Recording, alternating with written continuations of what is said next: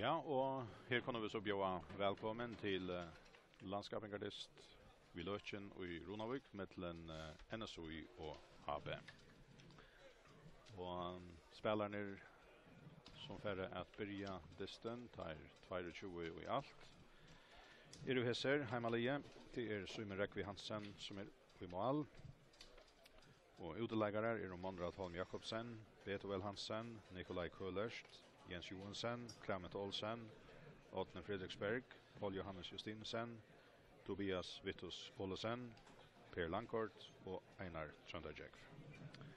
Och Happy hever här sammanhang heter Matras Jesson, Jekvan Rove Davidsen, Johan Tros Davidsen, Magnus Eilsson, Frode Benjaminsen, Trønder Jensen, Christian Restorff Morrison, Össur Dalbo, Barstal Vartom, Paul Mor Johansen och Ari Mor Jonsson.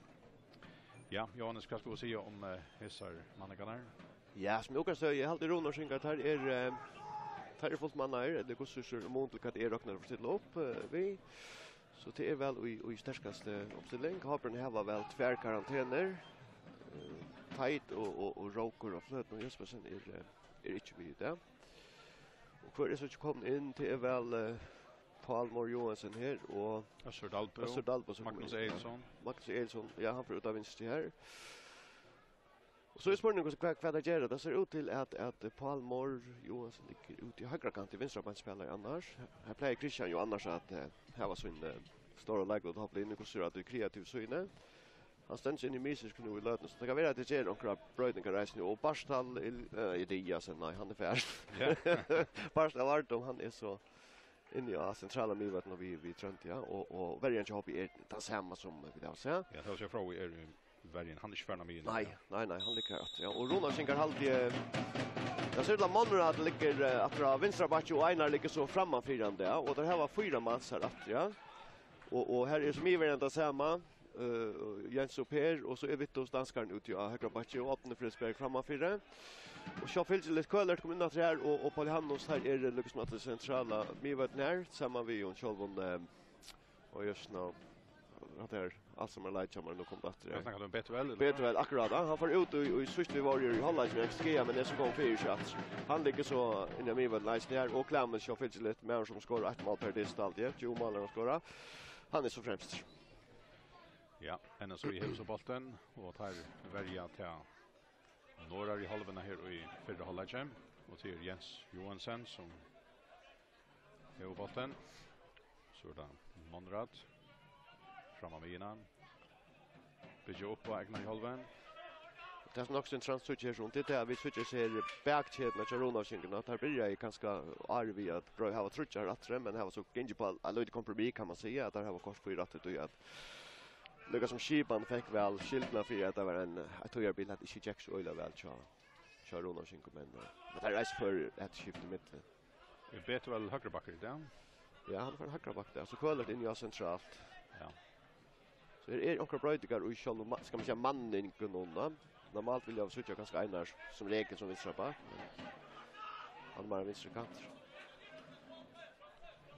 Ja. Men jag vet inte om jag tycker inte att Lucas han är. Du vet att är ju inne här va så. Ja, Björn har så vunnit bollen i halvan Trønder Jensen. Och Magnus Eilsson som är via till down Mr. Mayen för bollen fram och Ari ränner bra till Jökton från Vangenon. Så där Clement Olsen och Paul Johannes och Einar. Tvärtom Åtne Fredriksberg men och Ovalia. Ja. Nej, bättre är min men det har vi sett akkurat det för när att han är ganska tant spelarna min som ska arbeta. Och man är motiverad för att få bollen och så sätta bollen igång här från framåt ganska.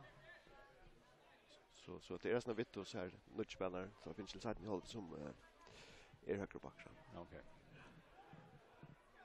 Barstal Vartom som är vi från början.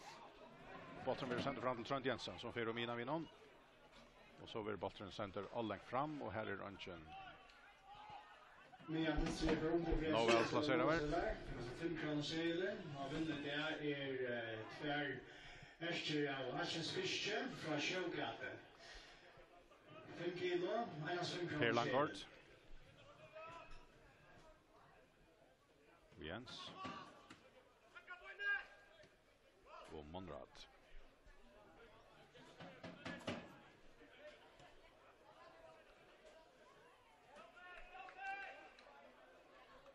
Per Langgaard till Jens Johansen. Tar bara i Miverin känner så i det.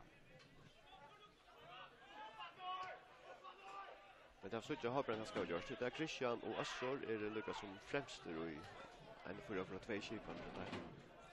Så det Einar Trønderjek som får bollen helt upp i vänstra vängen. Paul.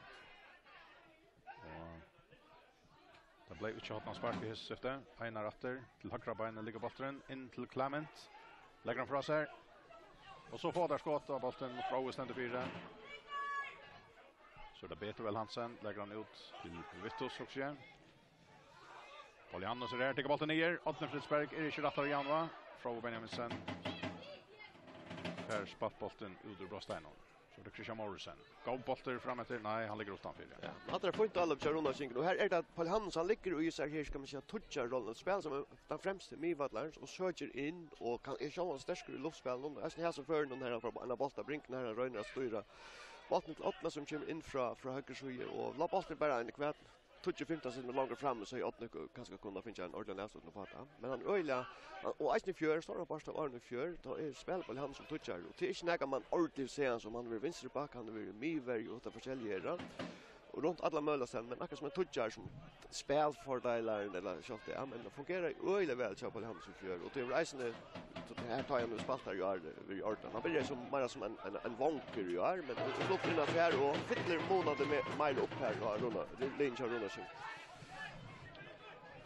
Barstal och Jagon Rowe. Och Sördalby.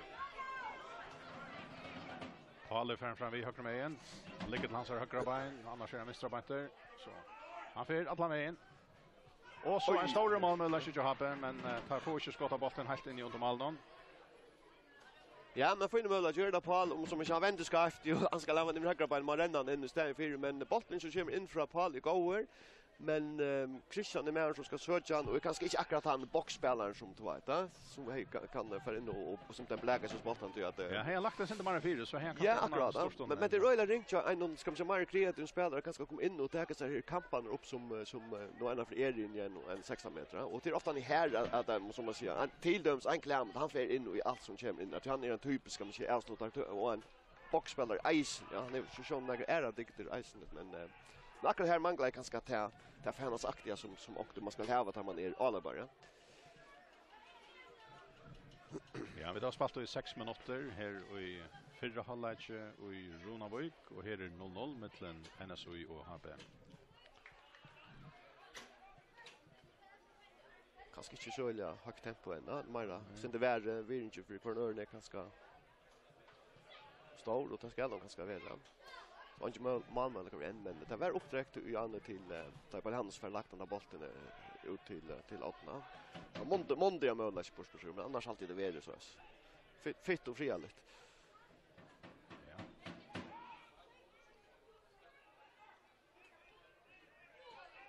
Magnus lägger han åter till Barstal. Ari Mor Jonsson. Trønder Jensen. Johan Trost, Lishi Barn Johappe, förvärande NSU-läggare, eller upprona NSU-läggare. Men just spalt nu i havn i några.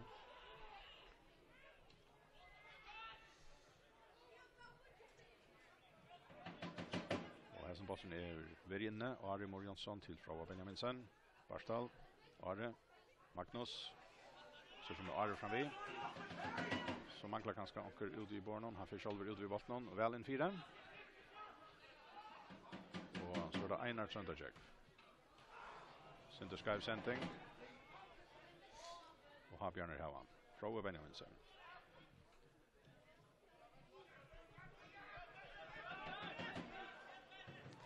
Trønder Jensen.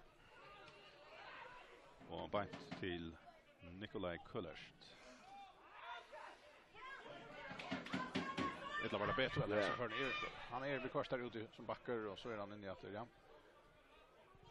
Paul Mor Johansson Ja, nej, så han arbetar bara också när va och jag syns vi så två ska man säga centrala midvallar så måste bara vara lite där eller stanna samman och så vill plats att spela som annars hör jag väck och du ökar som mer till hem kanske för jag ska på plats om känna vi som inte får bort. Barstal var var en särliga lovande handbollsspelare men han har valt fotbollen och en av däcken som hänger vi till så går vi inkastning John. Och så har vi skallar mot mål och Ekviljan är vi Johans Rost. Ja, han har bästa mål här till. Bästa mål eller väl eller fantastisk kast och Johan kommer och rymna går igen och vi snackar väl bara centimeter här att det här som botten kommer rött med en stång för hopp ja. Men så att det inkast här kan vara farligare och ofta att du kastar en boll det är ganska mer precis än det du sparkar den allt. Så tycker jag ganska häst för när han har öjla väl sport för mig. Jens Johansson och Per Langkort. Och här är det Peter Well Hansen.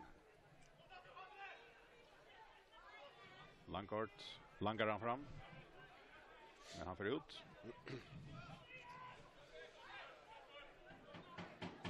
Nuttio minuter farner 0-0 mellan NSOI och HP och Ronavik. Det går fotbollslegende. Torst och lutt kan vi säga och nästan en vinter. Och jag syns dra först också för att skåra ja. Hoppas det inte är en distra mellan två lag som ligger helt uppe i toppen någon.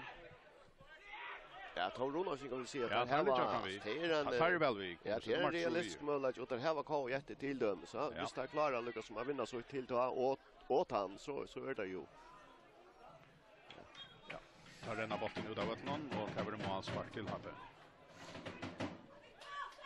Det kommer en kanondes lite så eller så ju och Kai mötas det Witchinker och Kai mötas då att det är nägra ja det är så här innan nu så distans i väl för att vara så avgörande ja. Alla helst så ska man helst vinna om som man säger hela distansar Arla för få spänning går gjort. Jag hade Kai där här jag som nämnde Witchinker och så har där på 6 hemma vet som är ett moment inte isen inte är twice. Det är snägga walk over så på 6 det tycker jag inte. Men så är det så distan där som Kai finns lite Ajer och ska vinna. Så är det väl 8 till chansen här som det reisande och hemma vet skulle vinna. Och så vill Ekman Rowe centra stä helt fram och högra vank. Men botten för ut och han har nog varit sista ronden och så är det målspark.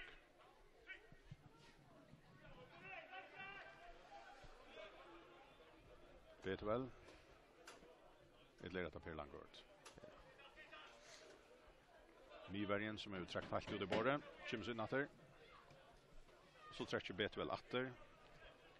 Så han är en sån hänkande backer det. Ja, men detta Reina ger och nu så jag just för nu ligger det alldeles inte så väl, men då spelar principen med 3 månader, ja. Nej, han för atter motor och så för Vittus fram och så har det bäg 8 Vittus framme och så för han väntar vid bollen Betel och lagt bollen ner och att lägger atter omvärlden så hoppar där så de manga bara precision då. Så jag det spelar där och som vi ser 2 mot vängrund har det står här var bollen. Så Dalbujo Habbe. Men är Micheljenk. Och han lägger bollen ut av backlinjen. Jag hade gärna att lägga på alla denna eller Magnus den efter någon men ja skilte Magnus och Schreiler han skulle för han där efter någon. Jag ska prova hit ett uppspel och vinna det samma. Så jag långt nu vet man vinner Vittus fer fram. Betel backar så ska bollen med vägen och så till Betel att så ligger där 2 mans ut i ska man säga men Thomas att det där vi fer när man markerar bollen för att spela sånt tror jag. Så det är så taktiskt ting som vänjer Reiner och även vi att öppna det ska man säga vänstra backar och kan träcka in av vattnet så skapar han väl plats för Vittus men i lötne så ligger åt en stadväxt ska man säga bra så att det plats är väl skapat akkurat lötne men jag kan inte ofråt det rätt att det där alla Reiner gör men det är bara inte ordentligt rycka in. Ja, och så då Happe. Och här Christian Morrison som annars regulärt stunner tekniskt här gör han en teknisk fel. Han har stöjde bollen så långt från sig att det kommer bort ur.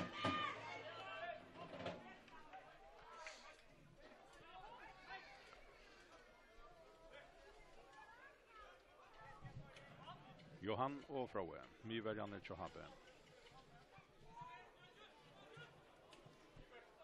Palmer Johansson vid Olofin. Och missar botten.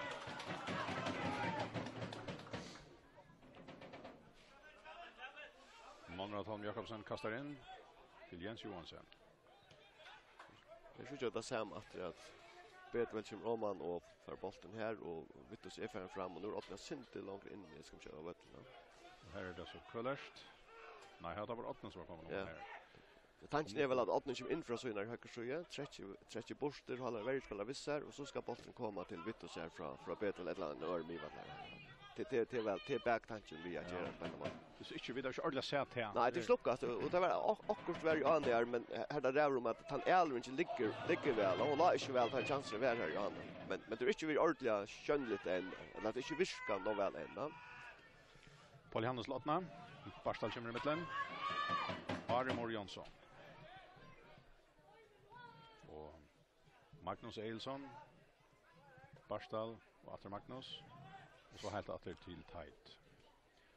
14 minuter farner. 0-0 än. Vi löchen mellan NSOI och HB.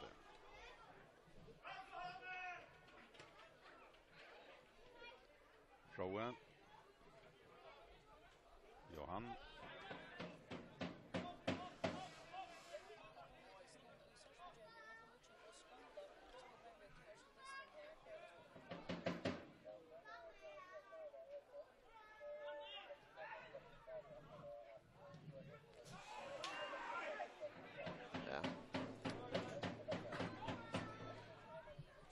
Ja, vi tar rätt. Wichinker har lagt sig och 8. Mot skala. Andreas Lav Olsen.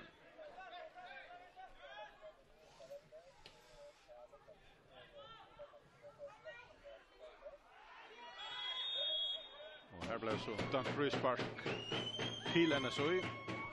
Passort Alpo. Värt upp till måte.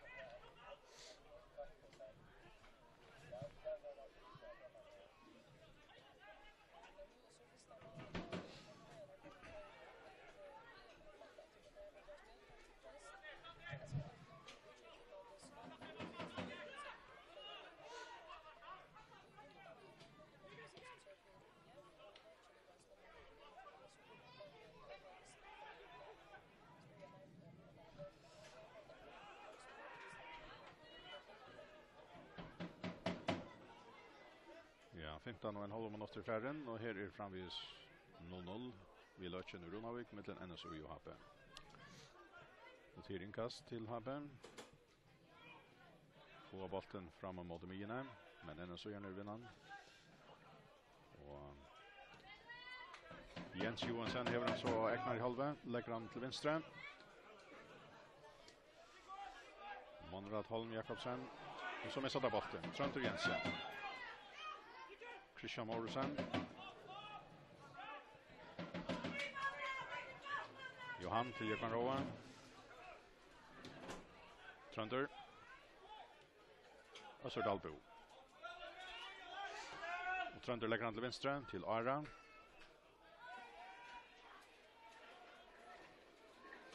Samma spelar Magnus. Och Happe Färingast.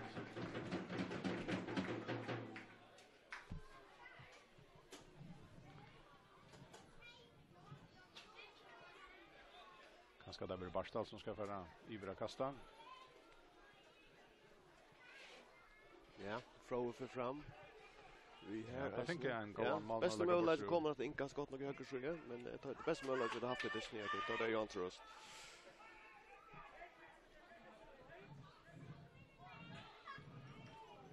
Så i färbotten i Brostenon. Armor Jonsson. Och Jackman Rowe och Davidsen. Trönter. Helt ut i högra bor. Paul är här och Monrad. Magnus Eilsson.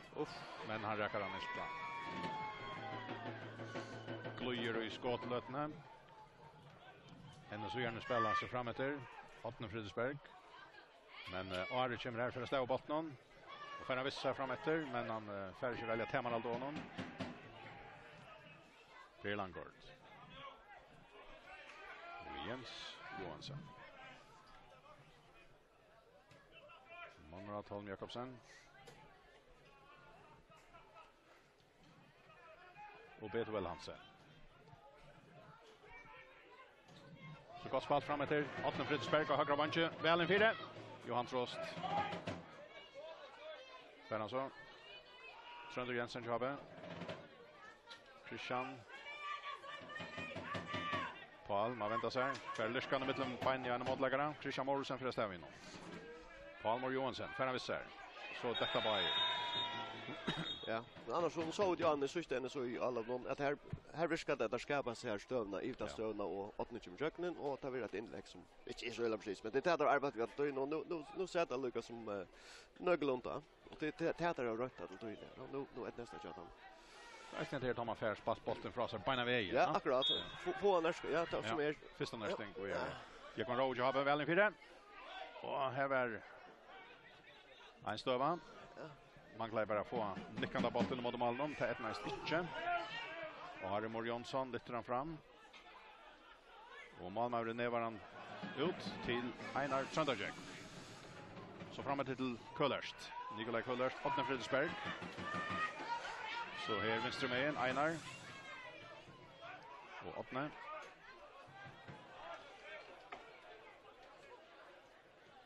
Per Langkort lägger han ut efter höger med en. Vittus sänder han väl fram. Clement Olsen är fram vid.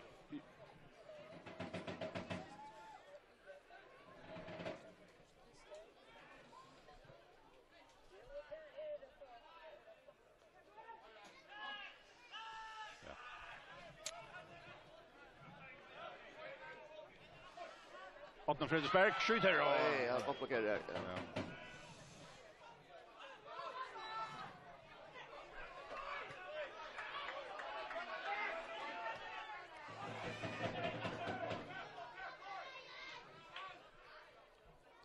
Peter väl.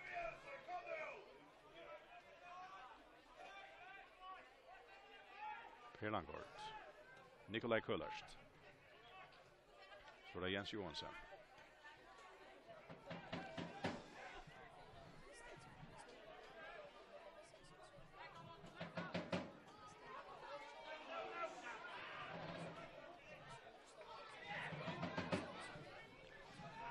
Ja, 20 minuter farner och här är fram vi sånt som alla och den är så är med alla på så är rimmar skott upp på mallen. Ja, men Johannes du kan tacka samman om vidare nästan kommer halva i förra halvlek. Sen tror jag någon 0-0 och bara pastar här översten. Ja, det var ju har på ganska det största möjliga hotna sparsk i höger så är Barca blägar in och i hade en trost och han fer en 20 centimeter vid synar av.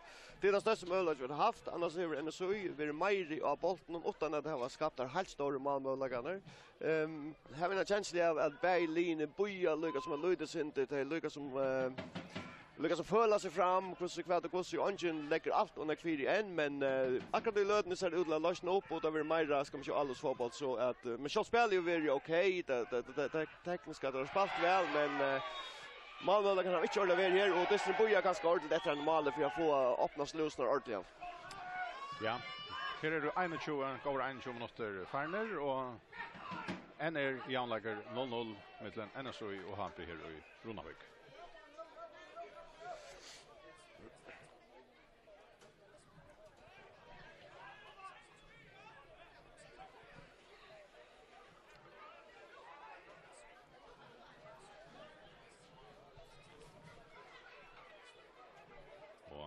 Så är det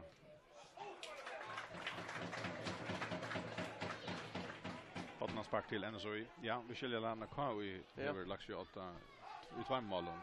Ja, vad säger inte försvara men skulle vi ge på att det bjärstar lite ena och klätskar hit. Det är kvalificera på för i allt. Ja. Nej, inte Hotna spark nu är neck här. Atne Fritzberg och han brukslar bara vägen, vad säger han? Halt igen. Jag har bara tagit om att jag vet inte att det klantras in i här ska vi se det lilla fält men där Arne Hotna spark i kommer 4 och det var gott att de spark framåt inskruva öja väl. Men det är ju ofta att det är snäckt tår och Arne spark i kommer och så flyttar Peter Arne. Ja, Peter Anders dömer distan. Atne Fritzberg med vänstra benet och har Björn få skallan ut av Johan Trost och så en misssättning fluktskottsrunt från Tobias Vittus Olsen. Ja. Men han hade speciellt väl alltså och han ligger skulle vara inte mer ska inte agrut nu gör så jag kunde mötas mot mig. Det är knall höra så hade man som 80 och Lyckas som Och jag ska inte vänta mig till att köra. Ja, vi så för veckor sedan kan vi ha en rykve av Hotnarsparskon och det är nästan inte få mål för en kvart 15:e 20:e eller så. Men hade de haft hans kvaliteterna så hade de nog kommit långt där. Ja, vi såg ju nu vi tog det som då vi pratade nu kan jag hoppa hjärta i zon kommer in där. Ja, nettopp. 3 Hotnarsparskon zon ungefär. Ta sidan gott några själva men det är att bollen ska komma in i det öket här som är farligt. Vi in i mitten vinner futchen där och så det öla kött att som så skriver med och för sända skriva vi. Men i halvtid där hade Arnsson men då hade en 20 Hotnarsparskon. Och det ankar där var ju farligt men så kött så var det height, öjlig height. Ja. Ja, tror jag ju måste fara ner här framvis Anchamal i Ronavik. Monrad Holm Jakobsen kör ena så ut till inkast här Mr. Mayen. Där kan vi ska så HP halven. Så vinner Johan Trosse framom Clement Olsen för botten över hinna halvorna. Och så brukslar Peter Reiners för frispark till HP. Ja, man börjar lugga vid om Elvingen kan brukas under 4 månader så har vi att ha bollen spelar men det var ju inte och så färger Johan frispark som man då är flott. Men alltså jag följer lugga att han manglar den sista nerven nu just nu. Ja, akkurat som där kommer lite synd det tattar på att som den rätta intensiteten men Tavarna hever lugga som ivet här igen. Paul Johansson, Christian Morrison. Och Paul trippar så bollen här, Christian. Och han sänder han bort igen. En så i flyma. Trunter, Mr. Mayen till Ara. Locked in 4. Nej, så här sändningen är inte bättre än Asbest. Nej, det får ganska ja. Man ju måste under hitcha något upp. Ja, så där Barstal. Ja, han var lugg vi. Ja, det var okej. Ja. Det är väldigt viktigt att man ligger spela bollen runt oss för så är man isen här så Elvinga så komma ut dipten alltså framåt och på vägen och röna att det som att fänga spelare som är framdrift alltså väntar emot mål. Det hittar det var bara uppåt var så att det var så öjligt. För det finns det inte chill hitjetter men det skapar flyt ja och hvis du ska spela runt eller att fram så måste ha färre av bollen och så måste ha flytingar goda flytingar att då Christian Morrison och Frau Benjaminsen kommer fram här. Ja, vad gör han här? Men nu fick han ja, så vill det stå bara rätt.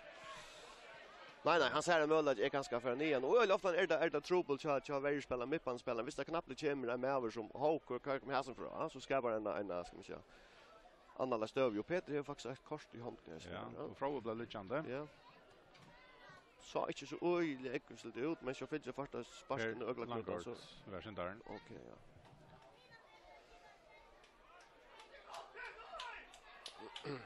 Ja. Frau vant till kämra fötter åter. Det ska nog så näck till och han lägger konchen. Det är ofta att man färdas spars det tycker att han tror ju man ligger för lova lite ner och vi kvar kommer in vid donkon och så rennar spelar upp att dra som mirakelgård men ofta han tojen hon arbetar för läkare så Lucas som är ute. Frispark 26,5 minuter färne för hålla 0-0 i Ronavik mitten NSU och HP. Trunter och Christian stannar på bollen.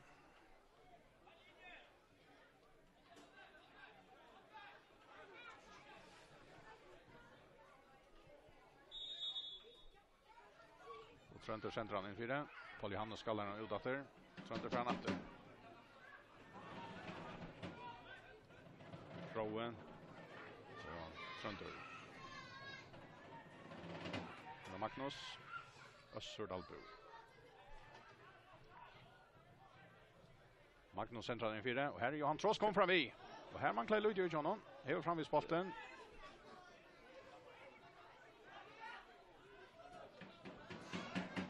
Monrad Holm Jakobsen. Paul Johannes vi har någon till Einar Tröndajek. Som är sättnas där tror jag Beethoven. Arre. Magnus Eilsson.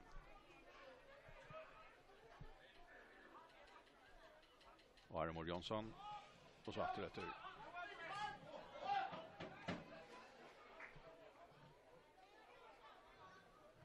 Froe och Johan. Glia Rönter spelar där. Och Habjarner har ivalest valt att lyckas som största värjeparten vid att ha tar samman och i nyvärjene.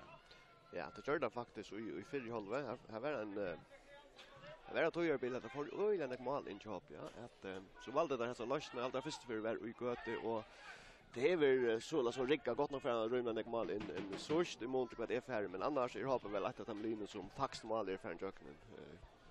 Och så säger att tankonstellationen kommer här vid Johan och Froa. Jörgen Rowe och Barstal. Och Barstal för hälsfrispark.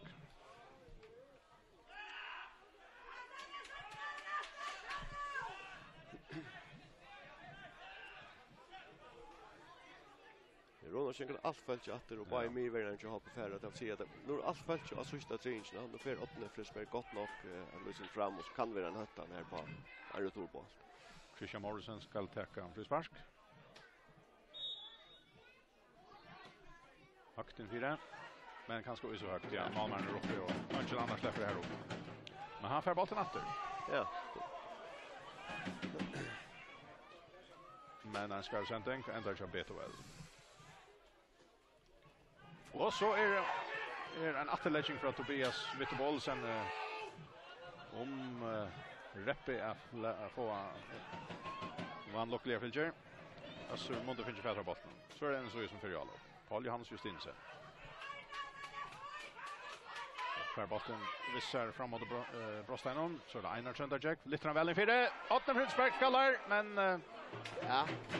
Ja, alltså ja, det får en sändning in där med åtta färg inte ordentligt sett för här men får inte han in där och då får lagt trust och färg inte rakt han ordentligt så finns vi fick han nacken och bara snitta en runt snitta jag kan nog rätt fart in ända. Ja, så det har på så för alla upp Aron Morjansson kom fram vi. Jag kom helt fram av vänstra vång lägger han flatt in för den ända så gärna få han ut. Och så halvt jag Magnus Eilson gör frispark.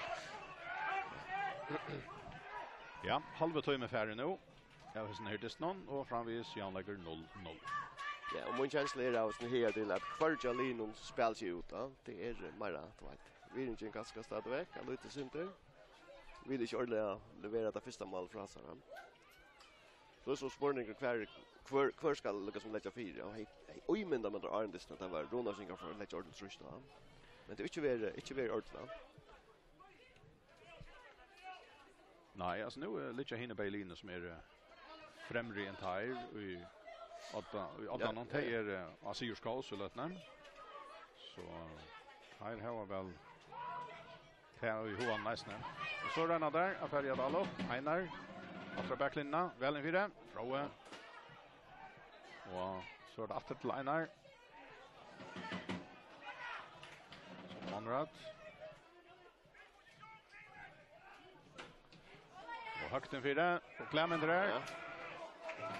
Tarena. Ja, det är som om man alla så vill till bollen ligger inte så väl att det försvara men där hötter går så normalt jobb nu och tvärtom så för det är så inlägg ur vänstra. Och här är Einar sportskompetens någon gott att Einar har för men alltså Einar har ett fantastiskt vänsterbein till inlägg och så där. Men som har Ronald sig att minnas att fylla upp in i 6 meter. Det som sagt i mål där bollen ganska ut ju så in här vänster i Luxor. Det är på Hannos lightar shootar in här och kan bli ett mål för Einar ett lag från där Vittus lag det då. Så han Eisen lägger ta power här inne. Han är krutstärskare i luften här. Jag syns det lattar till Froa och Johanna att här var vi klämde där och står han oil every och searcher allt som kommer. Men ta power ta styrkorna och hattarna som på han som in vi hon kan förstöra där. Så då Nikolaj Kvallerst. Men har Björn på han. Barstal till Magnus. Och så är det Palmer Johansson. In 4. Och så Dalpo. Ja. Original. Det var lugga vi. Ja. Det spår ni om att det kanske kunde vara taxerat till Brosparsk. Ja, så där. Men kanske att Peter med kan nog. Så den så är Clement och sen får ett skott. Oj. Ja, go right. Men det som händer är straff här fälten här till Ronald Schenker här är en värdeläggare och han drömskiva så han lägger handen i ryggen. Men det som Peter allra meter är att Habspelaren följer han häver upp till ryggen och så bläggar han sig. Ja, att förlata. Men alltså hej han flöjta så halt jag vet sagt ja det var nog snyggt att säga alltså för att han snär straff när eller Men det är inte straff men en av de stövnen som det som ofta är ja. det så händer skulle en luktande stöva till showpater där så ska nog bara en halv en tendens till att utlösa det. Akkurat. Ja. Men alltså jävla men så vi känner inte det men bara hvis hoppspelaren kommer ut av balans och inte för avslut allt samma så kan man så säga så är det väl att bröstspel ska flytta sig. Är det inte en touching ofta Ja, det är det väl. Och som spelar på det och detta är nästan onkeln så skulle han ge någon guldkort hvis det var det. Ja, i verkligen. Ja, men det är no. Har vi att alla på och så för Barstad bollen med sig. Och på ja. Som räcker vara man halsar. Han kommer en egen längt ut normalt och så är det en retur. Räcker någon en vägläggare så Ronald Schick och för stancherna.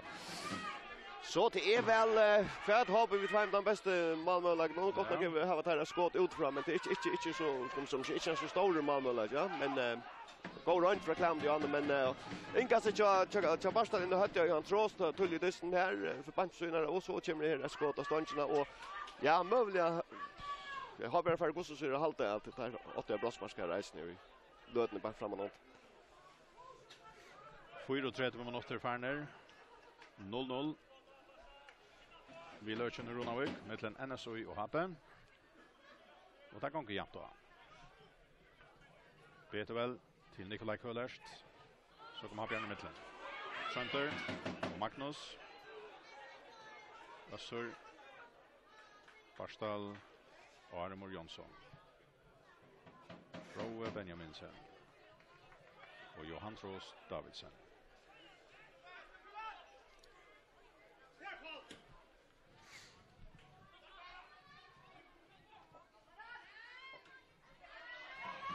Nikolaj Köllerst. Fram till Clement. Men här kommer Rowe Benjaminsen. Så är det Tröntor.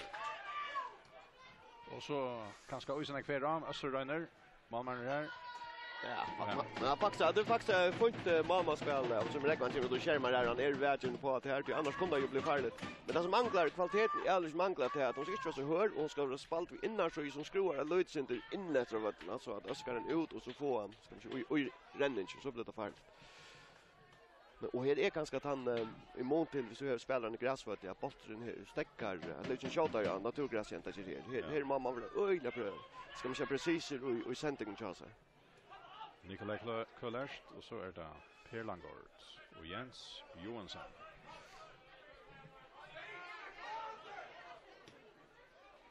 Peter Väl Hansen.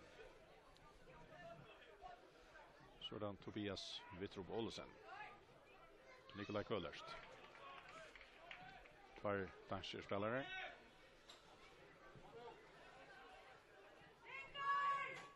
Köllerst. Polianus och Betuel. Jens Johansson. Polianus.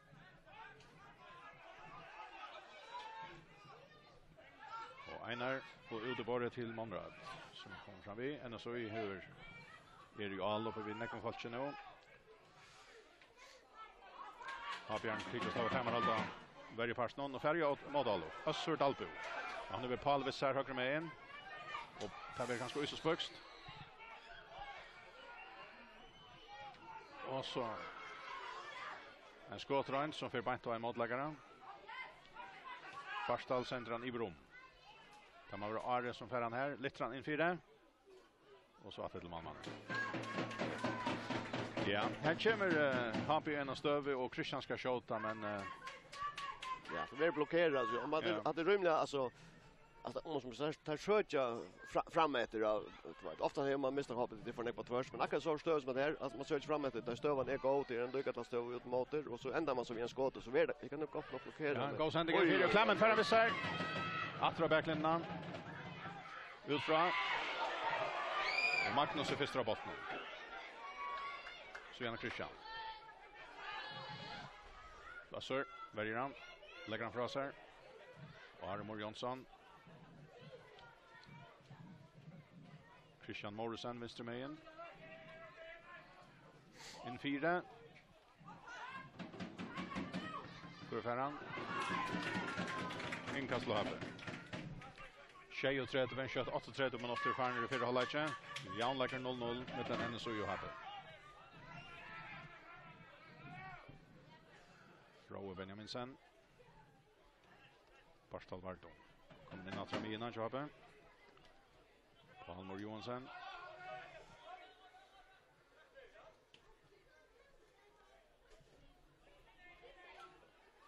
Så det Trøndur. Og NSU gjerne kommer mittlen. Paul Johannes Hakster. Så det Kølerst til Clement. Monrad Holm Jakobsen.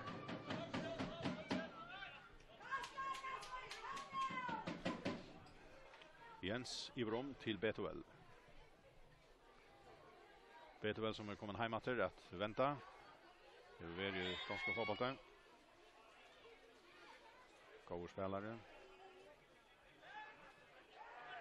Hotne Frisberg tycker frispark. Venstre Mejen till Monrad. Och så fram till där hovmännar. Här är Paul Janus, här är Clement. Och så kommer det ördeskott. Ja. Men inte nå beinrätje. Nej, men så Jason nu vi nämnde det ju Annie att Paul Janus kommer ner vi och hjälper Lucas som Clement. Så tar det lättare att lägga sig där höveshändingarna tror jag att han är ju så ser utmader favoriter vinner de flesta visst är lite nöglunda precis till han. Och kommer en god stöver så Clement lägger fra till Vittesum så färsla skott ett mål men så är det. Jens. Till Monrad.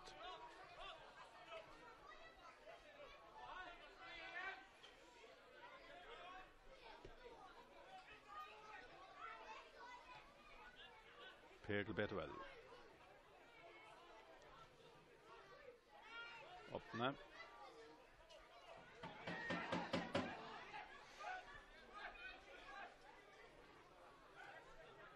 Jens Johansen, Anna Remyvärden kom fram vid. Här har vi Nikolaj Kølerst. Så är det Otten Fridsberg.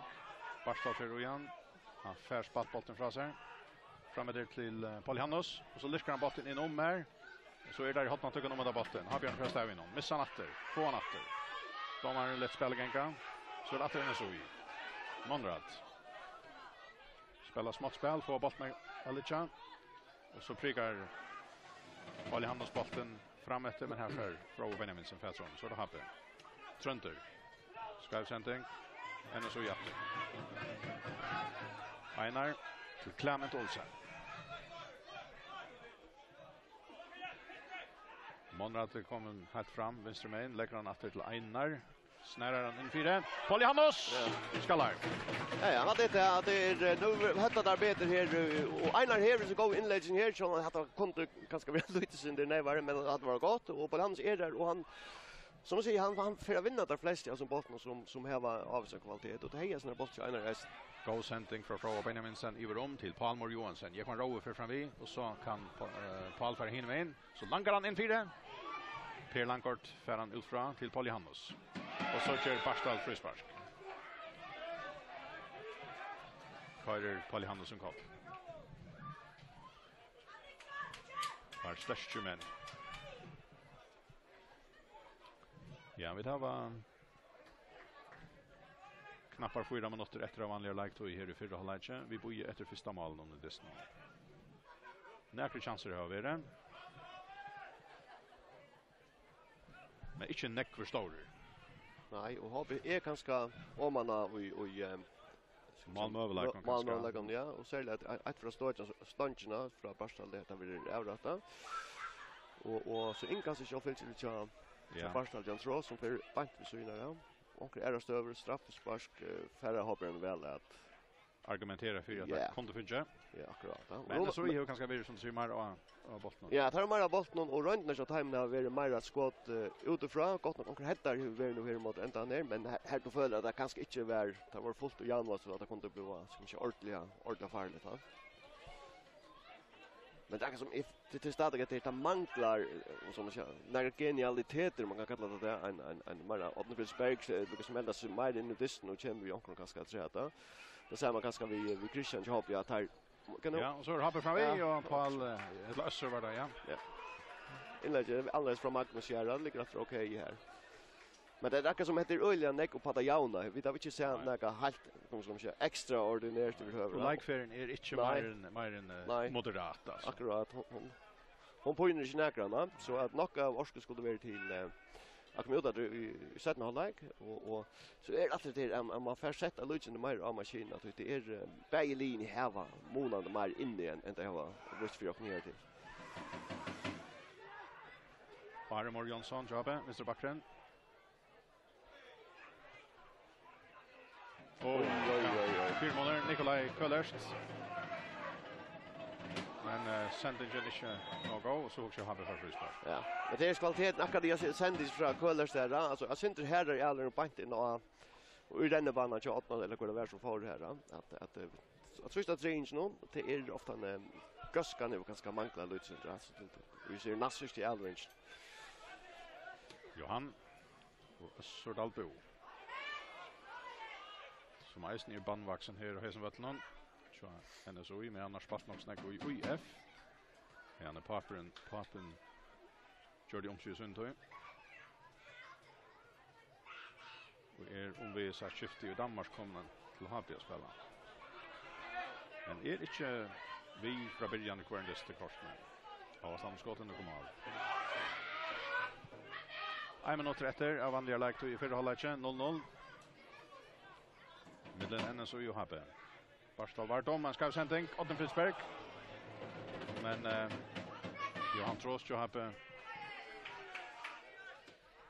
sänder så bollen Vandalai. NS är nu run efter. Einar. Väl en 4. Malmö UHB kommer ut, men från Benjaminsen för Hötti under han först. Och Palmer Johansson och tar vi inkast lämna så in.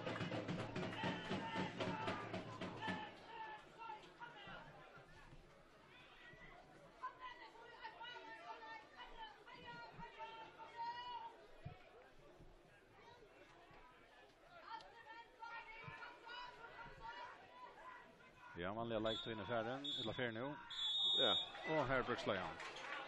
Halvleker i Ronavik. 0-0 mellan NSOI och HB. Och samma om tid kan vi se han också Jaune Dester. Inte där helt stora målmöjligheter, inte han vidlasta likefairen. Det 80 av legend för en bättre sätten hållare. Ja, helt avgjort. Och som man säger, eller första linjen och ger några så gott för sig själva om där skämmas om den här ska man säga Jan Legend och att det lägger i världen för Berg allra helst. Men ja, trubbelsen är nog för att han att virringen är för stor och för en örna. Man får inte ordentligt det är inte lossna. Och ofta ni så någon distans som är ska man säga tatter och kände så eller näck. Ofta hänt så en misstag och så vill ta skåra och så lossnar det som fyra en riktig av orska. Men som sagt, jag tycker inte på att linjen är nögt vi Jan Legend tog tryck vi att där kommer ut efter och här vad ska man säga kors mera vattnkedjan och få blåstan upp alla ut så att i mån till förväntningarna eller vana till min Arne Dest så som man säger så är vi inte ordet här i mån till att vi ganska rockna vi Arne. Det är två väl av fotbollslig och här var bäg några spelare för så i mån till det så alltid det är för slappt.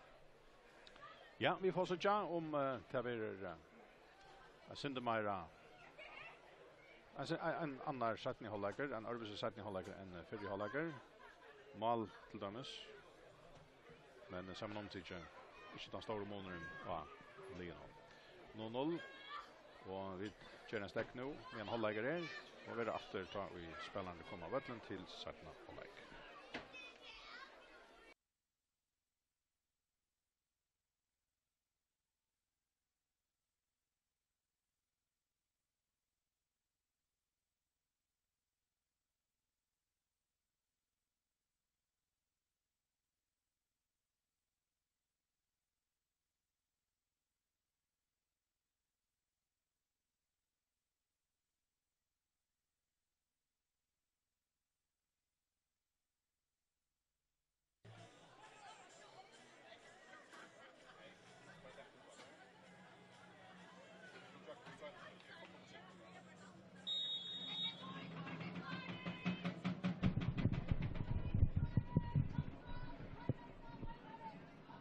så Sattni Hollaker börjar över här vid Lötchen.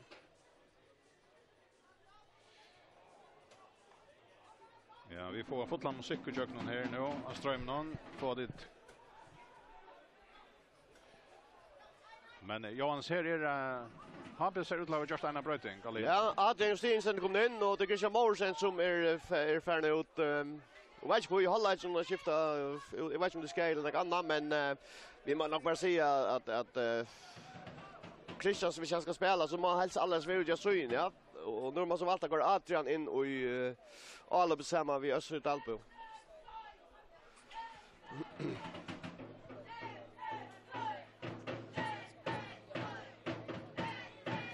Ja, här Anchemal kom igen. Förra halvleken ända i 0-0 och här akkurat färdig. Det var en knappare med något spalt här i 17 halvlek. Vi kan se att Happy har gjort en skifting. Adrian Justinsen kommer in och Christian Morrison är färdig ut och jag vet inte Christian sa ju att för ni skulle lära skatter. Då vet inte ska få runt i utsättningen. Nej, men det är ganska det att han är ganska spalt i ovandar roll som Myra som ju alla bara och Huskar ni kör väl att den är ganska bättre akkurat till den positionen. Så är det väl ganska det ettla det och Lloyd Snottran har haft det så vi. Det så väldigt Paul vill lucka som spast att två plats nu så Christian Wallen spelar så högt med. Ja. Ja, men till Maria här Anchemal kommer och vi vana att det blir synd mer spräll och i Leon här i 17 halvlek. Allt gott om spelet och underhållsvirre som så, men vi följer alltså som att Lini har inte spänt sig ut Myra än ganska här visst.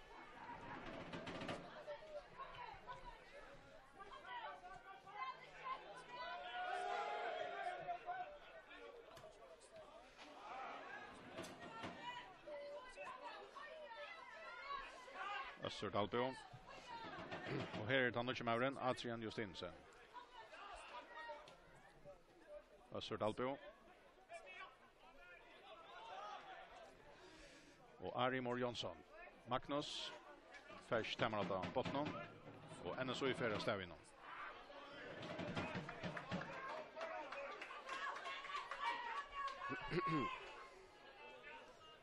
Och det är det snur. Tobias Vittrup Olesen som tycker inkast så ännu så i här höger med. Fråga för lagt han mina till Tandocamannen, men han räcker inte den mannen som han att lägga. Och ännu så gärna färdig alla upp. Einar Tröndajek. Högt en 4. Clement ligger ballor och fråga för lagt bollen efter till Malmannen. Jag frågar det har väl glad trycker i det ståndet där. Ja, det är väl men det kanske får några äror av banlin som har vill återdra av bollen och vi då ser lägg missök eller. Ja, och allt och neckvar och det inte ska man säga att under av som trust och missa bollen det är det leva men det får neck ska man säga grundläggande som mycket all ja alltså.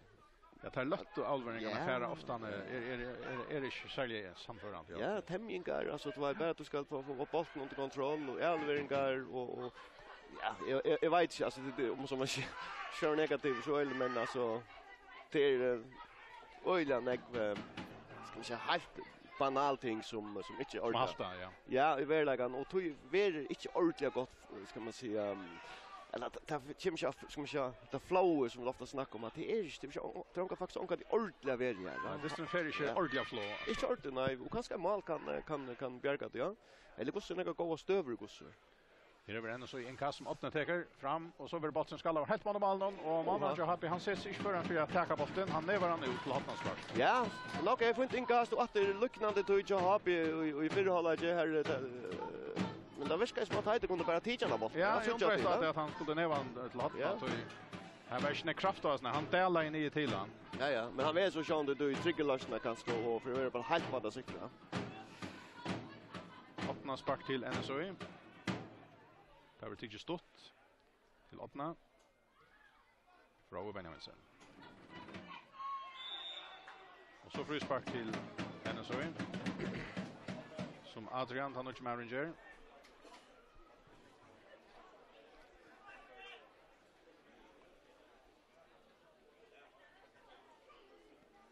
Ja, så spårningen om det är en zon här. Ja. Ja. Mindre syndromstövna här och syndrom till vänster ganska. Clement och Atne standa upp i botten. Clement Lankar. Ja, och man så har vi värt.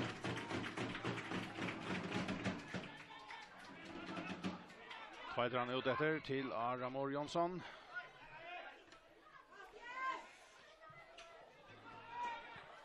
Simon Rekvi Hansen kommer ut ur målen och NSOI. Centran över hina halvorna. Jakman Rowe och Happe. Och så blir det frispark.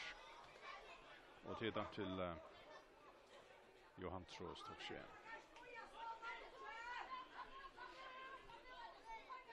Rowe till Ara. Fronter.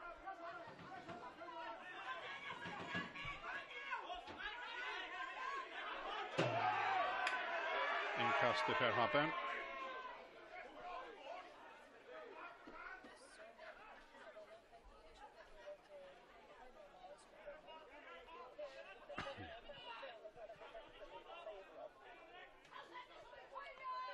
Och vi skiljer att Gundadale i Brostefyr nu.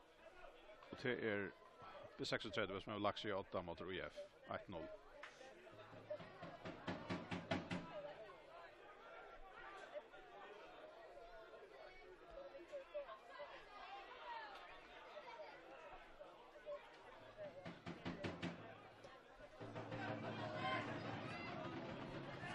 Åttne Fredriksberg. Men han kör lyckas som bollen har längt från sig.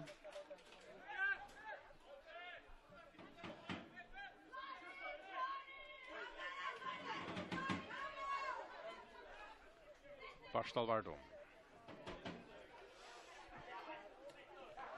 Och så till Betuel Hansen Chainesoi. Pauli Hannos. Men här kommer Johan Trost och färd hemma halt av botten. Och så en sändning fram till Palmor Johansen. In i Brostan Chainesoi. Skjuter. Så är man rätt med färden.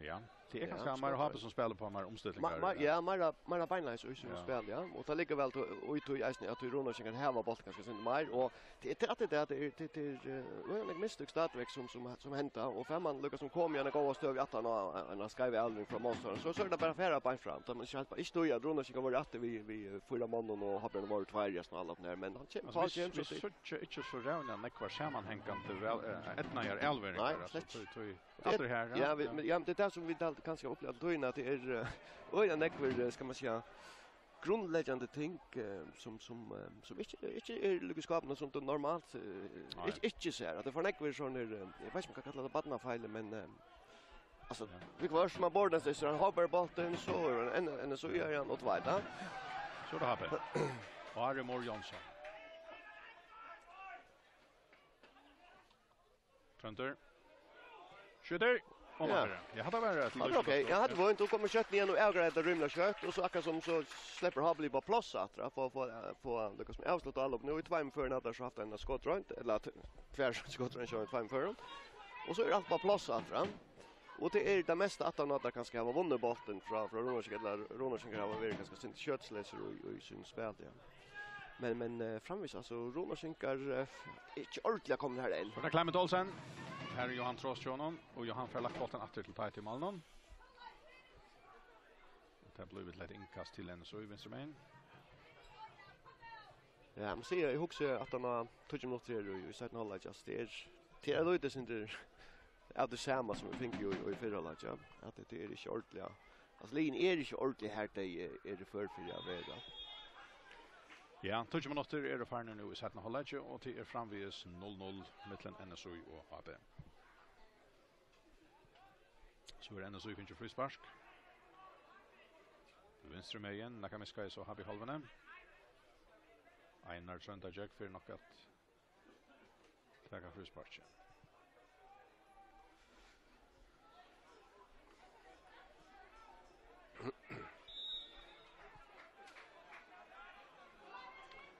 Högt och väl en fyra. Här var när vi har Bjarne Bantjan i mål. Det här var en appell om han. Ja, men här alltså det som händer Arne Sparsi kommer till är att Johan Tros helt öliga fast och i allt det Clement ja. Ja. Men så vet man släppte ta ut i frispark kommer in fish. Hotna spark till NSOI som öppnar Fredriksberg för att attacka.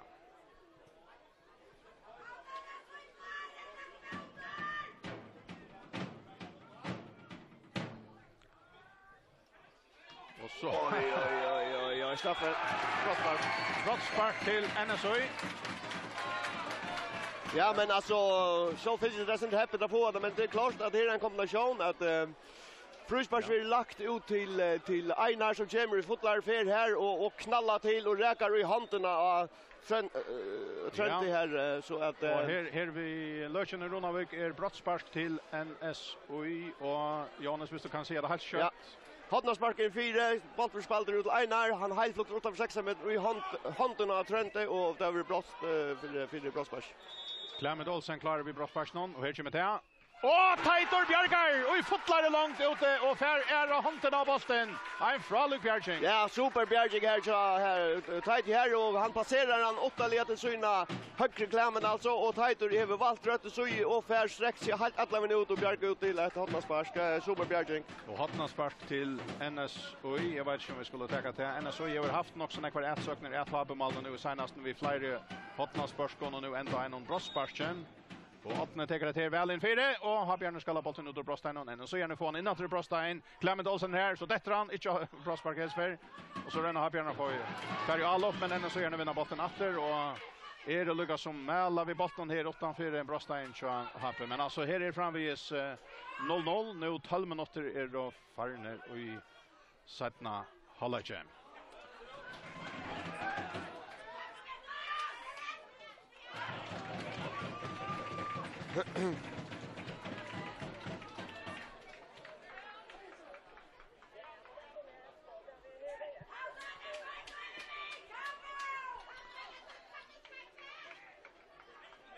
Inkast till Happen.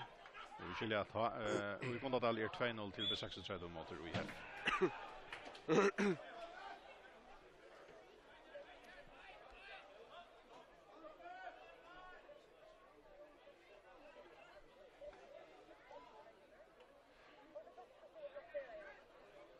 Frispark till Happe igen.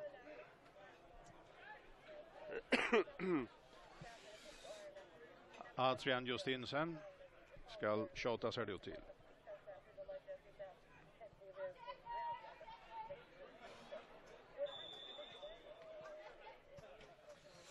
Väl in för det, målman färra.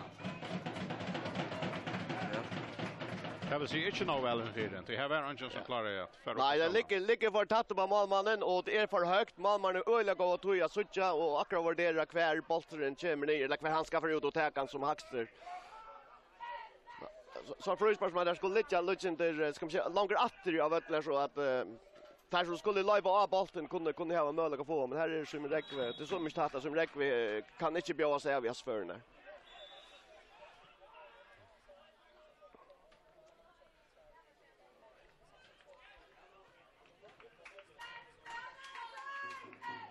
Frågan till Haran. Så är inkastaren kör NSOI. Peter väl Hansen. Tobias. Peter väl. NSOI är missar så botten här och har vi halvarna.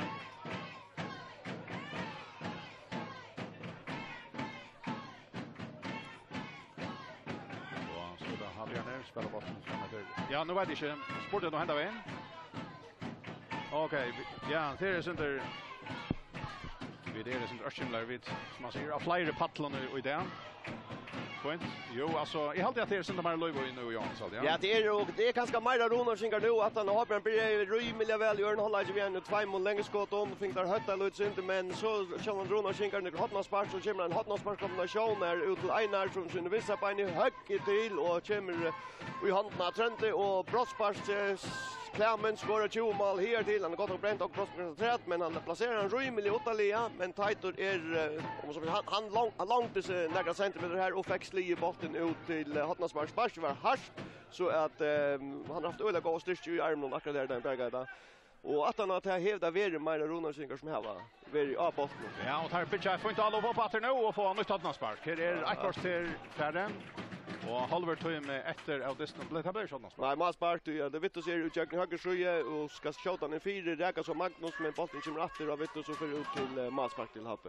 Men det är alltså Myra Ronaldskingar än det Happarnas Myra ivrig fram efter 8 och ta så att det kunde gått ska man se gira Lyde sin droppa 3-3. Ja, och det är Titor som alltså i storm stil Bjarga i Brosparchi och Janne center Masparchi i Verina halvan. Så Dalpuja har beräknat att crusha bollen till sig, men här är Onekvig goler utan om man. Bättre väl hevs bollen center han fram efter till Clement men han är längst att och bollen ändrar att det Titor men han om man missar bollen och här är Anchen så säger han här Harry överstövande jag happy här men ändå så gärna bara kötta att få ett inkast. Oj, yes. Och så är det Polly Hannes nära sig och bollen utanför Brostein långa till men har Björn komma fyra. Bollen ändrar inte bättre väl för han skjuter på bollen. Oj, gott skott. Men här var en kämpefeil här från Titus som är helt i hoppen visst ner att vi bjärg sig straffspark ner kommer han ut och vet ju vad det ska ge och skumpa bollen och den crossar åt för inkast.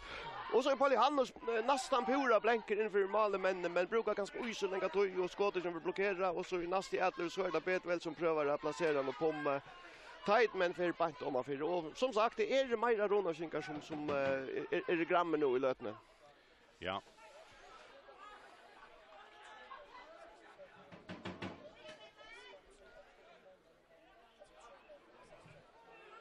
Och så ränner Happe på ett allpela och det ändrar vi hotna sparche till Happe. Och det blir så Adrian Justinsen som för ut att ta det hotna sparche. Under klockan i här sagt till vi tar Sonnara Mali här vid Löchen. Utsynningshotten och här kommer hotna sparche. Högt in 4 och Anchen för skall mot mål Magnus Eilsson för bollen lägger här ligger en goler in i mål. Brosteinon och domaren Peter Reiner stäcker distan. Ska jag hade så är det stäcka på vi annars är det så blir livfri vid så varandra. Hotnansparch kom in 4 och här får en ekvor upp av vita kurskolte. Få hött i under bollen och tar Reijo vill det skalla mot mål och hinner vill det skalla ut som vara man och i öllen här som rolägger någon tid just en goler att ha fincha stöjt i hötte. Men kväffer så domaren ut till linjevärna tos om. Eller vad gör han? Han får ut efter bollen. Okej, så är det uppkast där som okej. Uppkast. Ja. Där sparkas att Labern till Gåsiger. Ja. Ja, här är då Sejan alltid. Ja, men åter farner nu och i sättna halvlek. Här är framvis Janläker 0-0 mellan NSO och Happe. Kvällslis botten ända i länkalaj efter Happe och NSO har vi inkast, lag va? Och ja, alltså Betväl sparskar till jag kan roa och jag kan roa ska så tämja. Missar han där. No. Henne så gärna Reina att få det alla bilder. 8 Fredriksberg på bollen. Snärar utom så självan henne sagt och finner Betväl narska sprosten i bollen ett flatt in 4. Och här är så från Benjaminsen spalt ser det väl och sanförande i Miveren och Happy inte sett över att foten alltid i hesen desnon men ännu så gärna här och mer spel på Hannes kommer jag visst men väl in 4 men här inte annar Novel startar till Amante kan spelas. Och så är nog frusparket inkast till Happy här ute i hinner så innan. Här 8 körer under Aramor Jonsson av vissa backar Happy. Och inkast till Happy.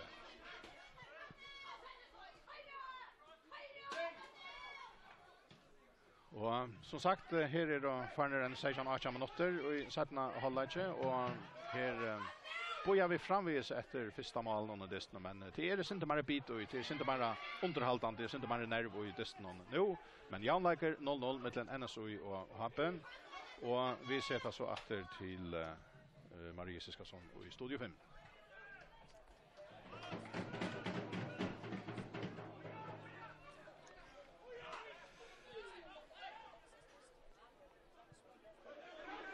Så det Trond Jensen och längt. Ja. Det är vi att få gå gask och sändningen just då. Det kniper lite syns. Det är en grundläggande vägläge just när det snart till Nevläge, förrande Nevläge.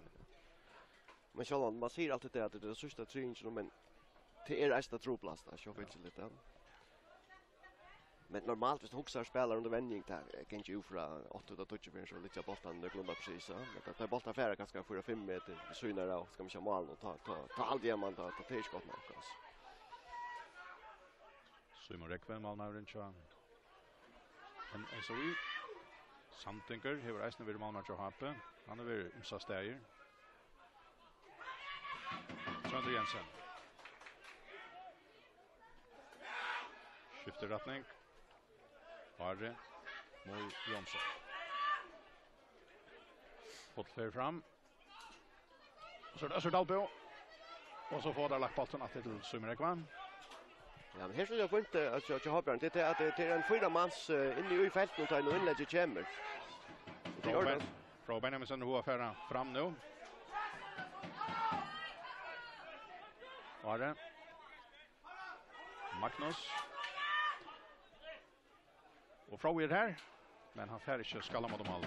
Ja, men så jag lukar att det som är i postet jobben det är till nekva likar fram vi ju som för nu som från ju ger det extra ting här och Alvin är väldigt sjukt mot från men ligger bant om av fyra.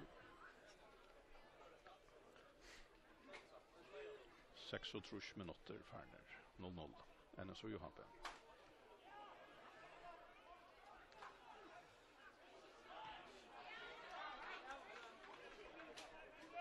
Bollen stöcker efter till Simon Rekva Hansen.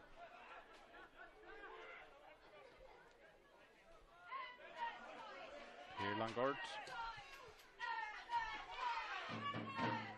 Johan Trost. Och så en atleting som ganska ligger ut så Atalia. Och så ber det Öiser den så vinner bollen från Habbe. Och väl för Clement Olsen här ska där. Malmö kommer ut och färran.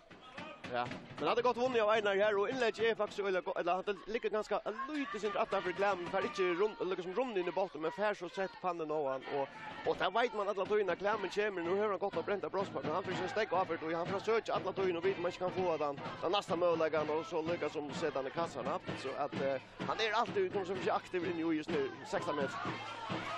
Armor Jonsson ju har på runt affära fram i botten och så är frispark till Happe och gott kort till Otna Fredriksberg. Det var inte Magnus Eil som blev center heiter här. En närtester mellan han och Otna.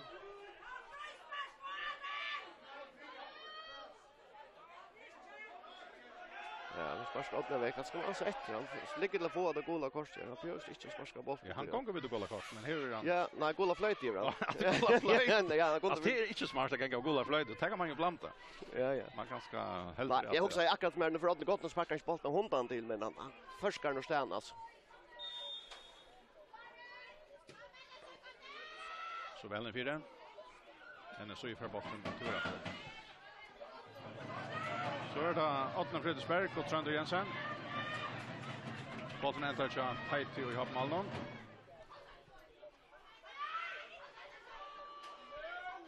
Och så är det aldrig. Så är det Einar Trønderjøk. Oops.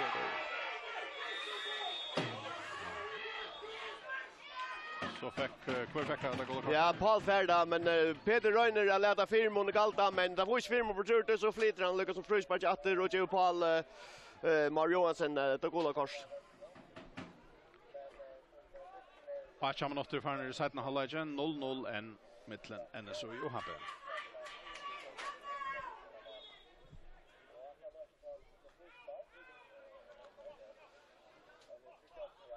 Per Langard.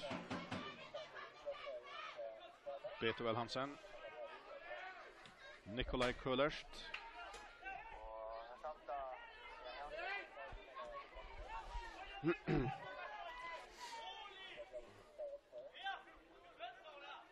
Jens Johansson.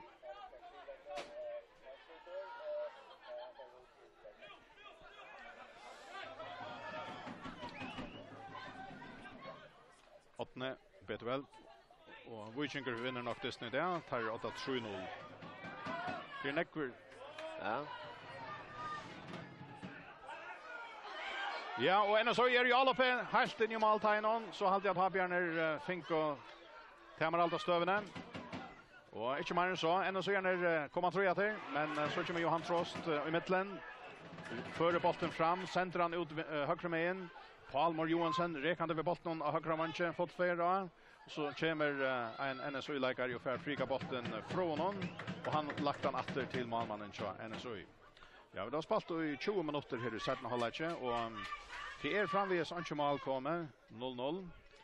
Och ja, jag vet inte om vi väntar i verkligen Jans. Alltså det är någorlunda samma mönster som vi tar. Ja, men kanske lite synd mer än så. Alltså lite synd mer agrutner tog alltid att det här var synd rätt i båsen än och vi har sett att jag från öla goal kombination där så sista löpna spelar väl fram att Vätterlund, men det är ganska för långt i mitten så det går snapsen som där kommer in vi. Allt det så det blir åter det här av vanligen där kanske inte räka på annan väl, men i halvtid Ronald Schinka Luka vill ha ett lite synd mer att komma vi här i början halvlek. Ja, här är det Tottenham-spark där tänker nu och här kommer sig av Onkon till att här är det mer och Jöknon i söjnon. Och här är det Ottne Fredriks, nej, har det något glömt va? Ja, Ottne det. Ja. Han tänker det är här, han plejer att ta det hinner med vi inskruva. Ja. Och hetta ligger mer till ja, där blir det mistra barnskott men inte inskruva. Det tycker vi kan färda rycka men det kan vara gott för dig utskruva.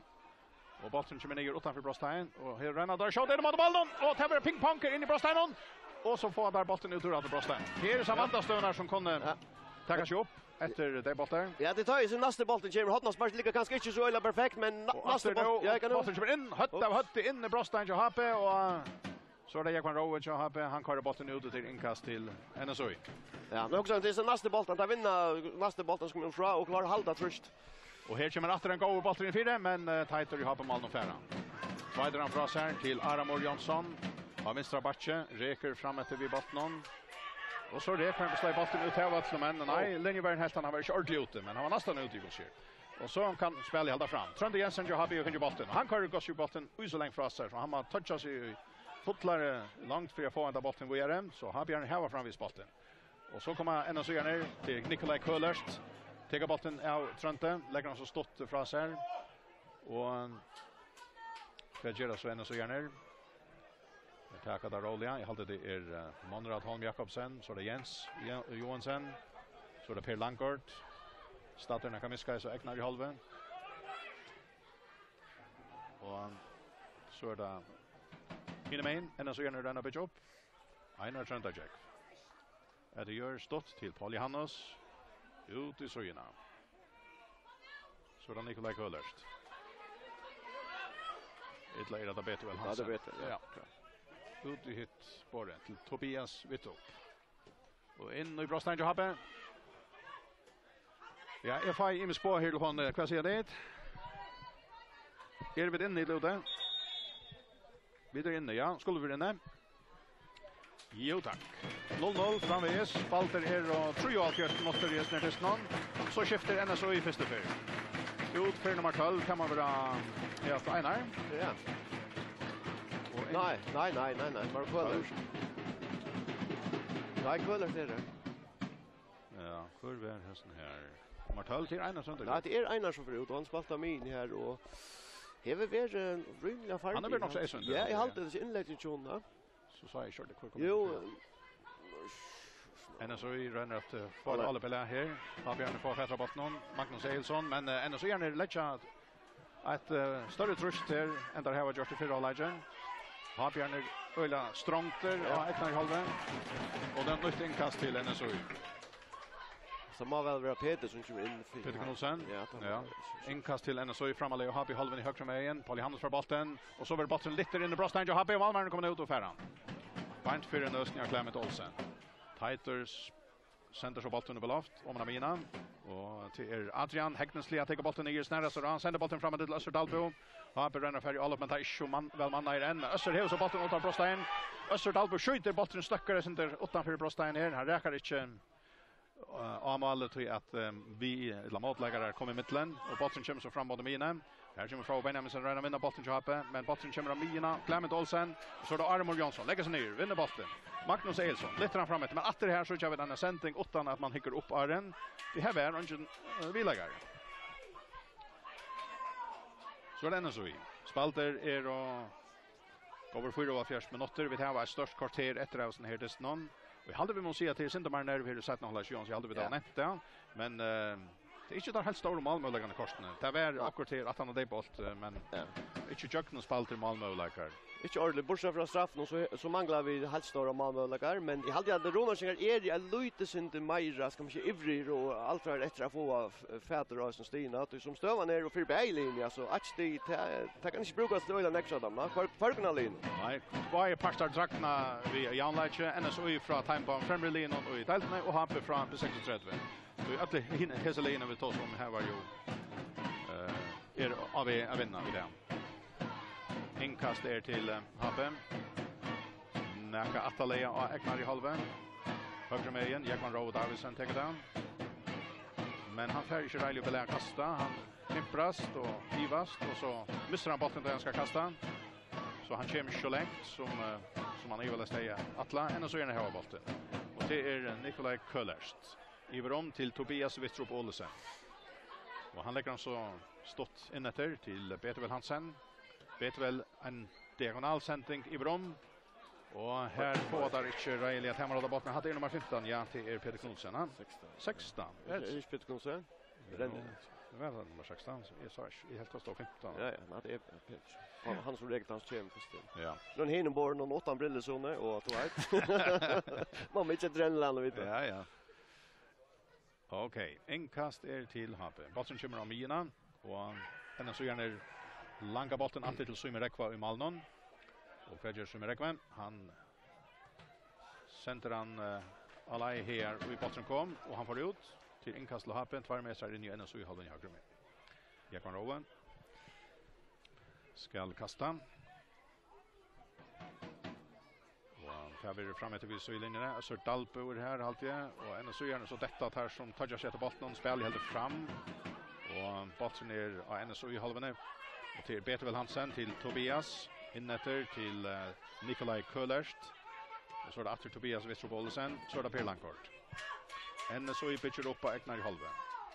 Och så lyfter han bollen ut efter vänster med igen. Åtne Fredriksberg alltid för bollen dessär och så är det Pauli Hannes fram till Knudsen. Och Pauli Hannes för så efter bollen färran här ute i vänster så igen.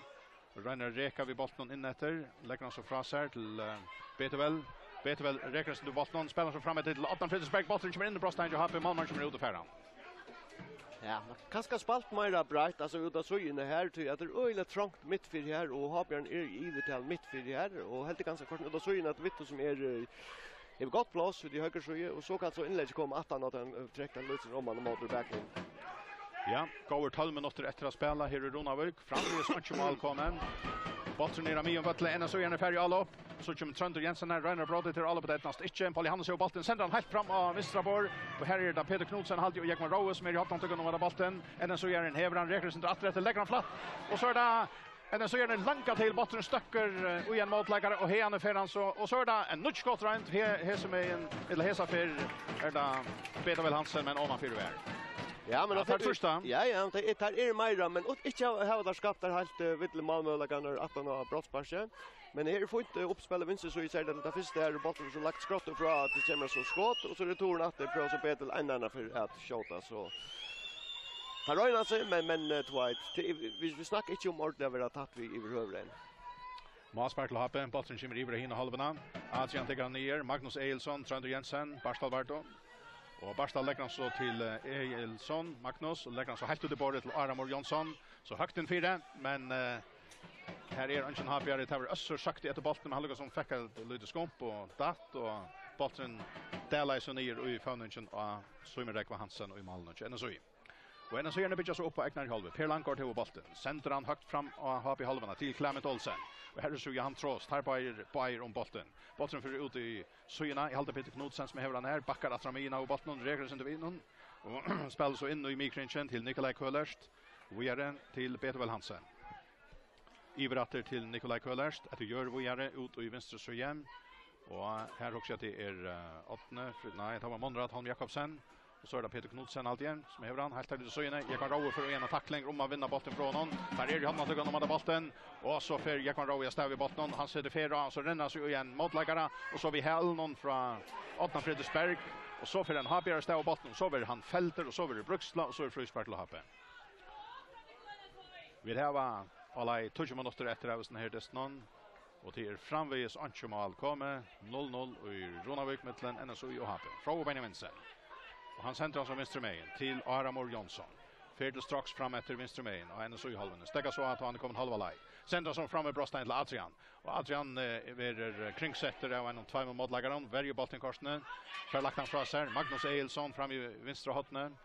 Och han lägger han så att det gör till Trent Jensen utanför Brostein känner så in. Skjuter mot bollen och en fin skott från honom. Ja, får inte Ragnar att lyckas som skruvar det motsatta hotne här, men är så mycket längt ut i som räknar klarar att ränna iver och lofta som boll där, men får ju inte.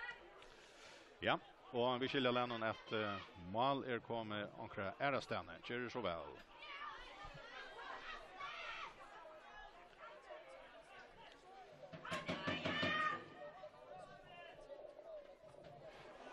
Så är det Happe som för alla.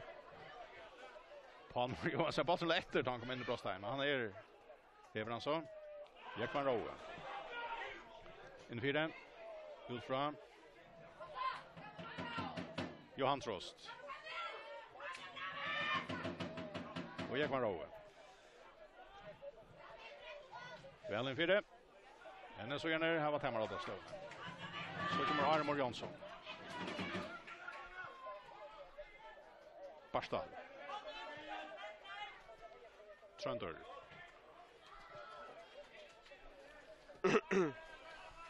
Fråga till Aram.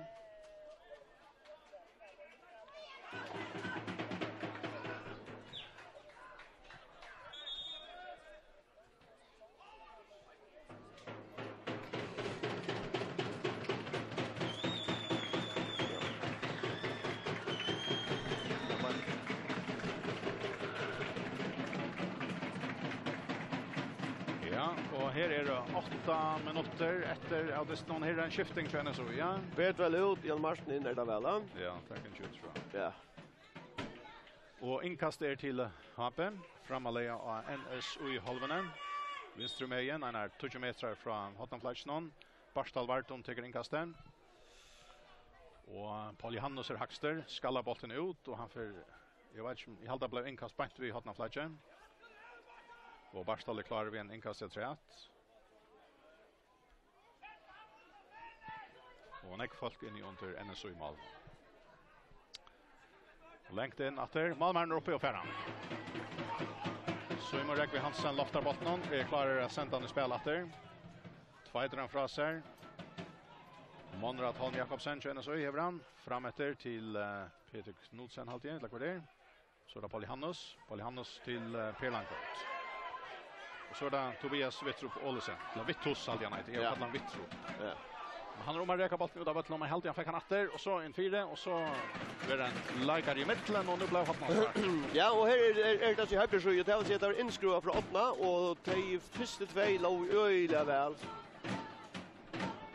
Ja, och Eisen sista att sparkar hade jag skjutit för Brasbar där Jordan som kombinationer där Stefan sparkar bollen i 4 sparkar den utom 16 meter här Einar kom och högte till men Einar är så färren.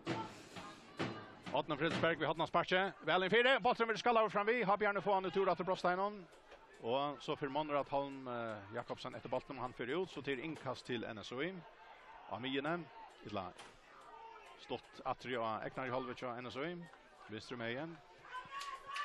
Och här är det går 6 minuter efter av andra lägtoy. 0-0 Ronavik mellan NSOI och Hapen. Bollen ner av NSO i halvan. Per Langkort Evran. Framma mina till Paul Johannes Justinsen. Så är det Vittus Olsen, Tobias Vittus Olsen. Men han slapp inte långt fram efter vid bollen så det var att rätta bollen. Att det är där Per Langkort som förde bollen fram. Så kommer det längt spark från honom fram till Tobias Vittus Olsen. Och det var ju nytt hotnarspark. Paul nej hesa för var det Aramor Jonsson som för tojan och det ända vi att han tar bollen ut av backlinjen och NSO i åter hotna spark ur samma sten. Ja, sist knalla i hot in i mot närmast öke men det kan vara det jag planerar nu men därför startar inskruva så Ja. Ja, det var och till Magnus Eilsson så ständer vi nästa stång kan förskallan ut ur Brosteinon. NSO gärna har man åter och åttne färran en affär. Han gör sig till att få sent han in 4 men han så är han oavvid man kan snuta Magnus men Magnus lägger sig ner med färgsbollen från honom. Åtni höra framvis räcker fram vi och så kommer nästa med över att någon och får se där. Ja. Kan vi just en frispark in i 16 minuter 8:30 från högre och vi in efter och Röjna får sig skott eller kanske en bättre inläggsmöjlighet men in i trunkan är vi just frispark på Johan Tross så tar stövan för ut i Öntjö. 5 minuter är då efter att spela här i Ronavik. Framvis 0-0 mellan NSOI och Habbe. Habbe har frispark i Eknon Brostai. Tider Matras Jesson. Malmö och Habbe ska ta frisparken. Och här kommer det. Längt över NSOI halvarna. För färran. Monrad Holm kör NSOI. Så är det Habbe nu. Trönder Jensen. Ibrom till Aramor Jonsson. Sätter fjärra mot Brostein över botten. Lanka till men bättre en motläggare för inkast. Och så ska Kvätt. Ja, godskort. Godskort till Kvätt. Det är Paul Hannos ger frispark mot Jakob Roa men Peter lite firmonen. Okej, ja. Kalta och så kör man korsen och det är fint och jag alltid att han räknar vi omsyn rymda väl jag kan göra det. Det är utmärkt. Parstal Vartum ska ta inkast 20 HP. Också framåt och NSO i halvan av Mr. Mejen. Och där blir det tidigt in i Brostein. Från Benjamin Sender här. Och så kommer Parstal att till bollen. In 4. NSO gärna på. Sent han framåt till Clement som är ensam med över här. Av NSO gärna. Och han och Jakob Rowe har något att kunna med bollen. Och bollen är färdig ut. Och till inkast till NSO. Och han räcker millinjerna. Mr. Mejen inkast i färdig. Och så där Monrad Haltjens, China så som är bollen, räcker vi någon. Häver en man vissar. Allt det är det Jan Mortensen Haltjen. Så får där bollen in till Paul Johannes han har bänt åt Brostein. Och så prickar han bollen in i Brostein och har Björn är vaknar. Och han säger att NSO gärna inte komma och innan kan verkligen Malmö lägga här. Nu är bollen kommer om man har 9 efter. NSO gärna här var framvis bollen. Och tar sidan också tar styra spel någon NSO gärna. Och Jens Johansson sänder bollen fram och har i halvan till Clement Olsen. Och Clement ströjes här vid bollen under truste. Först på bollen från oss här till Tobias. Och så är det Nikolaj Köllerst. Och Tobias Vittus Olsen. Och så innan tränar så i halvan. Per Lankort. Jens Johansson. Feromina. Sänder så bollen väl iver och högra vång till Atna Fredriksberg. Och så är det ett Ivelapp här och Atne för innetter. Och Magnus Eilsson om att ta bollen från honom. Här bara Atna tökon och så brukslar domaren och han säger att det ska vara frispark till NSOI. Ja, och Rymna går stöva till inlägg. Det är inte så för längt ut i synet till att bli skott på mål. Men det är bollen som Atne kan lägga öliga väl in 4 och så kan det bli grudge om där vinner första bollen så blir det nästa boll så blir avvärd. Ett där välja nu ständer Vittus tja Atne här. Och ja, nu kom så nästa hoppläggaren ut så att det kunde inte göra så överlappa backen för dem. Men det har varit inlägg. 2 minuter efter av Disnon. Vi går sig efter av vanliga lägtøy. 0-0 i Ronavik mellan NSOI och HP. NSOI hever frispark. Framalea och i HP och i högre söje och HP i halvan. Domaren Peter Reinhardt han hever gjort att göra vid att halta kyla av skäranon som man ser av Filchenon. Det är nekver närdister in i Brosteinon. Nu hör han så bruksla för att frispark ska täckas. Och här kommer det högt in 4 och har Björn skalla bollen till Brosteinon. NSO gärna rönna på han innatter. Och tar här var bollen ner och har i halvan nästan allt fölkt är och har i halvan. Och bollen är ju Monrad Holm Jakobsen. Letter han fram med Brostein till fram mot Brostein Johabe. Johan Tross Ferran. Så gärna Barstal Varto. Och så är det Palmor Johansson Johabe. Feromina har vi bollen nu högre med. Och han drar sig inte på bollen här Boja kanske det fölkt. Och han släpper den också längst fram här i synen över botten. Men så kommer Paul Johannes här och tråkar han av och för att stå botten. Och så glyr han. Och vi sa en annan glädje och Johannes så jag vet inte vad det är. Och så är det så gärna finns ju bollen framåt till Adnan Fredriksberg. För inne Brostein jag har på botten. Och här är så Arne och tar Toas Arne om att få fälla bollen. Så kommer han nästa till Trenter och så här var Björn i Temeralda Stövne. Och inte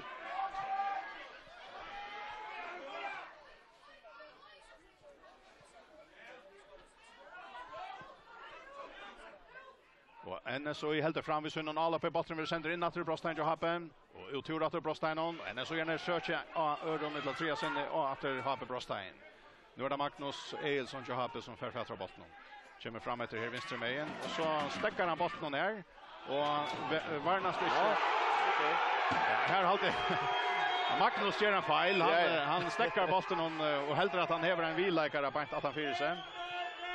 Har gör en skifting här och nu då Loyer. Ja, nu för vanliga lagtunna vara färden. Här är nog sekund efter. Har skifter ut. Alltså Jakob Hansen kommer in och Palmer Johansson får ut. Ja, vart det rätt skilt? Ja. Och så är Töjen färden och 2 minuter vill ha lagt det rätt. Det var det ju man vanliga spelare än 34 men det är ganska inte hänt så. Nej, det också alla det var det. Ja. Så har ju alla pen och bollen är lite fram efter men vi ser här sändningarna in 4 och har i Froststein så ut här har ofta analys så att Malmö åternar kommer ut och loftar. Så här häver skulle vi säga gaskan inte vara optimal. Men det är helt inte så ofta ni hör sätta hålla ganska. Nu är det Trönder Jensen som har som är på bollen och han räcker vid någon äknar i halvan. Släpper sig Kila gott av igen. Häver Lishi Baran Johan Trost där. Letar hon bollen. Frau häver han så igen. Frau sänder så bollen framåt till Adrian. Adrian under tröste och han är om att släppa. Jens Johansson helt honom eller förar honom. Och tar vi frispark till Hape. Ja, så spår nog Hape kunde ställa det resurser. Det är ganska det allra första. Den 4 minuten av femban som lagt det var trät är runden. Så till ju visst att NSO gärna släpper ju alla batterier ner dess någon. Och Hape satsar tar kvar allt följer fram nu.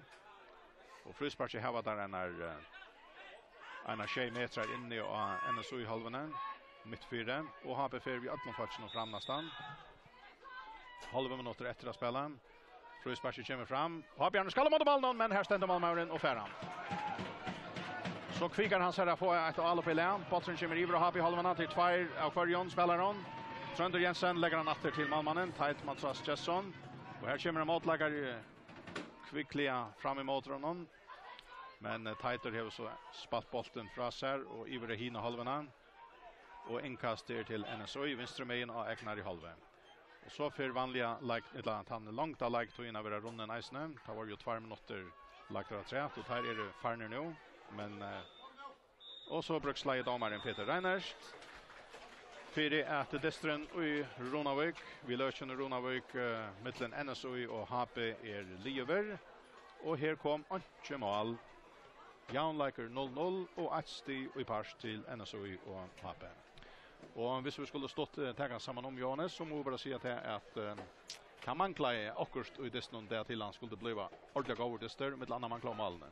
Ja, det var synter skuffande dester halt igen.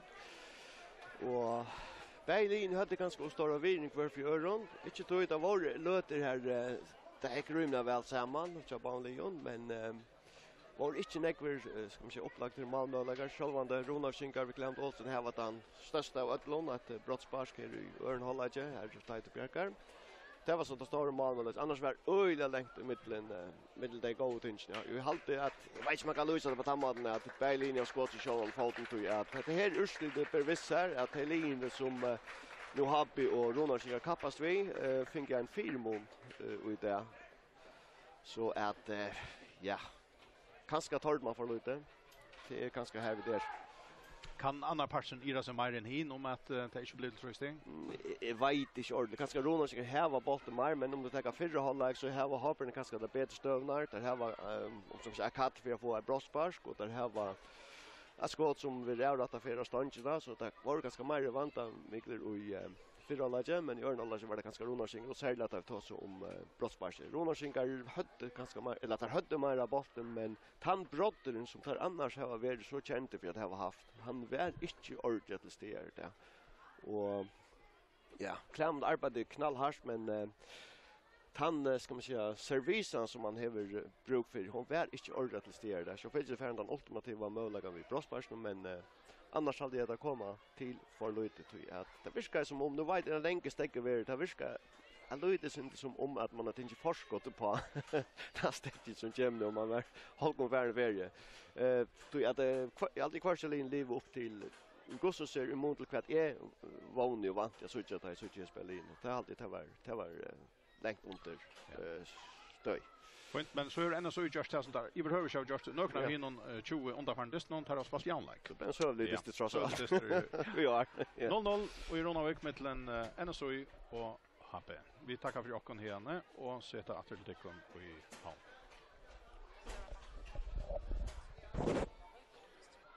Och vi har som förra vid att tacka för okken i Ronavik. 0-0 här i Ronavik mellan NSOI och HP.